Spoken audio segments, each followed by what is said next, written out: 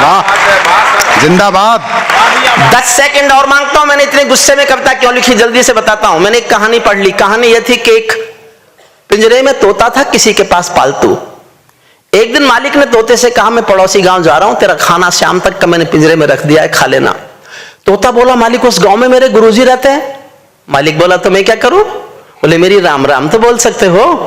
मालिक ने कहा, मिलेगा तो बोल दूंगा। मालिक पड़ोसी गांव गया, जाके पूछा, यहां कोई मेरे पिंजरे के पालतू तोते का गुरु है क्या? एक बूढ़ा तोता उठ के आया। उसने कहा, मैं हूं। उसने कहा, तो मेरे पालतू तोते ने पिंजरे से तुमको राम राम भेजी है। बूढ़े तोते ने सुना और मर गया। मालिक लौट के आया। तोते ने आते ही पूछा, मेरे गुरुजी मिले? मालिक बोला, काय का तेरा गुरुजी? मैंने तेरी राम राम बोली, वो तो सुनते ही मर गया। इतना सुनते ही पिंजरे का तोता भी मर गया। मालिक ने जब पिंजरे का दरवाजा खोला तो तोते की आत्मा कहती चली गई कि मालिक तुम समझे नहीं, मेरे गुरु ने मेरे लिए संदेश भेजा है कि जिसको आजाद होना है उसे मरना आना चाहिए। और ये बात मैंने आपको केवल इसलिए सुनाई, भारत 1947 में आजाद हुआ, लेकिन फिर कभी एक साथ खुले हाथों से मरने के लिए तैयार नहीं हुआ, इसलिए खंडों में मरता रहा। कभी पठानकोट में मरा, कभी बंबई में मरा, कभी संसद में मरा, कभी उरी में मरा, कभी अनंतनाग में मरा, कभी कहीं कभी कहीं। हम एक बार मरने को तैयार हों तो हम जीना सीख सकते हैं। मैं इस कविता इसलिए सुना रहा हूं, सुनिएगा। ये आतंकों के गालों पर दिल्ली के चांटे होते, गर हमने 2 के बदले में 20 शीश काटे होते, बार बार दुनिया के आगे हम ना शर्मिंदा होते, और हमारे सारे सैनिक सीमा पर जिंदा होते, और हमारे सारे सैनिक सीमा पर जिंदा होते। ये कैसा परिवर्तन है खुददारी के आचरणों में, सेना का सम्मान पड़ा है चरमपंथ के चरणों में, किसका खून नहीं खोलेगा सुन पढ़कर अखबारों में। सिंहों की गर्दन कटवा दी चूहों के दरबारों में, सिंहों की गर्दन कटवा दी चूहों के दरबारों में। बार बार की गद्दारी को भारत क्यों सह जाता है? और अगली पंक्ति जो मैंने लिखी है वही आपके दिलों में हो, वही हमारे योद्धाओं के दिलों में हो, तो मैं फिर समर्थन मांगता हूं। बार बार की गद्दारी को भारत क्यों सह जाता है? ज्यादा संयम भी दुनिया में कायरता कहलाता है। ज्यादा संयम भी दुनिया में कायरता कहलाता है। हमने 70 साल खो दिए श्वेत कपोत उड़ाने में, खूनी पंजों के गिद्धों को गायत्री समझाने में। भैंस के आगे बीन बजाना बहुत हो चुका, बंद करो। खुद को बिच्छू से कटवाना बहुत हो चुका, बंद करो। नागफनी पर बेला चंपा कभी नहीं खिलने वाले, पत्थर की आंखों में आंसू कभी नहीं मिलने वाले। बंदूकों की गोली का उत्तर सद्भाव नहीं होता, हत्यारों के लिए हिंसा का प्रस्ताव नहीं होता, कोई विषधर कभी शांति के बीज नहीं बो सकता है, और भेड़िया शाकाहारी कभी नहीं हो सकता है। और भेड़िया, जोश कम मत कीजिए, मैं आपका जोश चाहता हूं। और भेड़िया शाकाहारी कभी नहीं हो सकता है। जब सिंहों की राजसभा में गीदड़ गाने लगते हैं तो हाथी के मुंह के गन्ने चूहे खाने लगते हैं। रावलपिंडी वालों को सपने में काल दिखाओ तो, भारत माता की आंखों के डोरे लाल दिखाओ तो, दिल्ली वालों ठोकर मारो दुनिया के हथकंडों पर। इजराइल से जीना सीखो अपने ही भूखंडों पर, इजराइल से जीना सीखो अपने ही भूखंडों पर। भारत माता का बंटवारा है जिनकी अभिलाषा में, वे समझेंगे अर्जुन के गांडीव धर्म की भाषा में। और साहब कब तक देखेंगे तिरंगे में लिपटे हुए अपने बेटों को?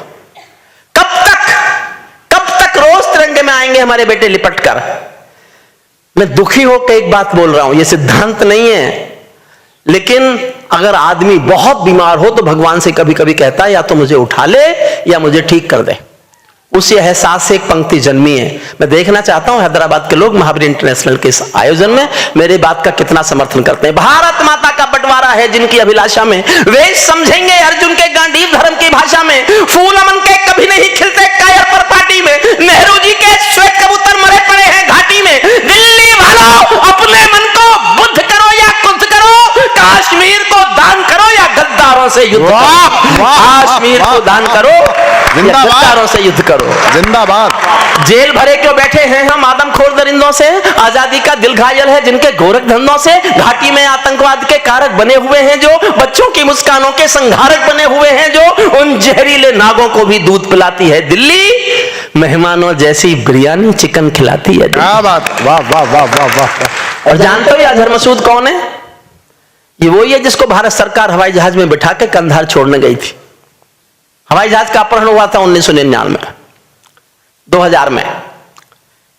आदरणीय प्रधानमंत्री थे अटल बिहारी वाजपेयी जी, उन्होंने 36 कैदी मांगे थे, 3 छोड़े। मैंने तब विरोध किया और मैंने प्रधानमंत्री जी को तब कविता सुनाई जाके। बोले क्या करते? मैंने कहा जो किया ये तो बिल्कुल मत करते। मैंने तब लिखा, अगर मेरी बात मान ली होती तो आज ये समस्या ही नहीं होती। मैंने तब लिखा था जब हवाई जहाज के अपहरण के बदले हमने 3 आतंकवादी छोड़ दिए थे। मैंने तब कहा था जब हत्यारों ने इंसानी रिश्ते नाते त्यागे थे और फिरौती में दिल्ली से 36 कैदी मांगे थे, तब दिल्ली वालों ने केवल निर्णय एक लिया होता, 36 के 36 को तोप के मुंह से बांध दिया होता, 36 के 36 के तोप से मुंह से बांध दिया होता और चुनौती दे दी होती सीधे रावलपिंडी को। भीष्म पिता में क्षमा नहीं कर सकते और शिखंडी को। काश हमारी दिल्ली की आंखों में काल दिखा होता और अटल जी की आंखों में डोरा लाल दिखा होता। नयन तीसरा डमरू वाले शिव ने खोल दिया होता, लाल किले पर सीना ठोक के हमने बोल दिया होता, अगर खरोंचे भी आए जो भारत के बाशिंदों को, जिंदा एक नहीं छोड़ेंगे बंदी पड़े दरिंदों। वाह वाह, क्या बात, वाह, जिंदाबाद। और पहली बार देखने को मिला अभिनंदन जब पाकिस्तान के पास था, तब ये भाषा बोली गई केवल 24 घंटे, और वो मुल्क घुटनों पे आया और अभिनंदन हमारा वापस आया, अभिनंदन वापस आया। पहली बार ये भाषा बोली गई थी, पहली भाषा की वो कत्ल की रात होगी। मैं कहना क्या चाहता हूं, जिनके कारण पूरी घाटी जली दुल्हन सी लगती है, पूनम वाली रात चांदनी चंद्र ग्रहण सी लगती है, जिनके कारण मां की बिंदी दाग दिखाई देती है, वैष्णो देवी मां के घर में आग दिखाई देती है, उनके पैरों बेड़ी जकड़े जाने में देरी क्यों है, उनके फन पर एड़ी रगड़े जाने में देरी क्यों है। वाह वाह वाह वाह वाह वाह वाह। मैंने 29 साल यूनिवर्सिटी में संविधान पढ़ाया, तब बोलता हूं सुनना, काश्मीर में एक विदेशी देश दिखाई देता है, काश्मीर में एक विदेशी देश दिखाई देता है, संविधान को ठुकराता परवेश दिखाई देता है। वे घाटी में भारत के झंडों को रोज जलाते हैं, सेना पर हमला करते हैं, खूनी फाग मनाते हैं, हम दिल्ली की खामोशी पर शर्मिंदा रह जाते हैं।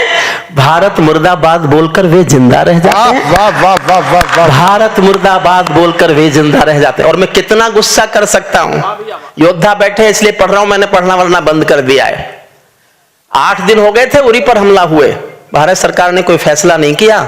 मैंने 2 लाइन लिखी थी, वो पहुंच गई थी दरबार में, उसके बाद हुआ स्ट्राइक। मैं कितने गुस्से में था आप सोच नहीं सकते। और आपको लगे कि देश के लिए, मेरे दिल में देश के सिवा कुछ है ही नहीं।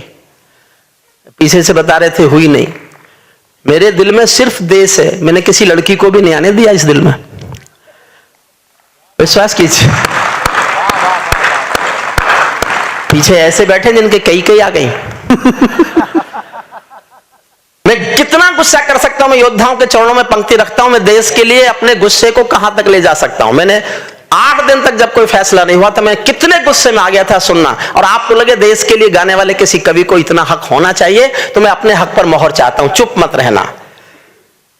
जिंदा काश्मीर में एक विदेशी देश दिखाई देता है, भारत मुर्दाबाद बोलकर वे जिंदा रह जाते हैं, भारत मुर्दाबाद बोलकर वे जिंदा रह जाते हैं। शायद तुम भी सत्ता मद के अहंकार में बैठे हो,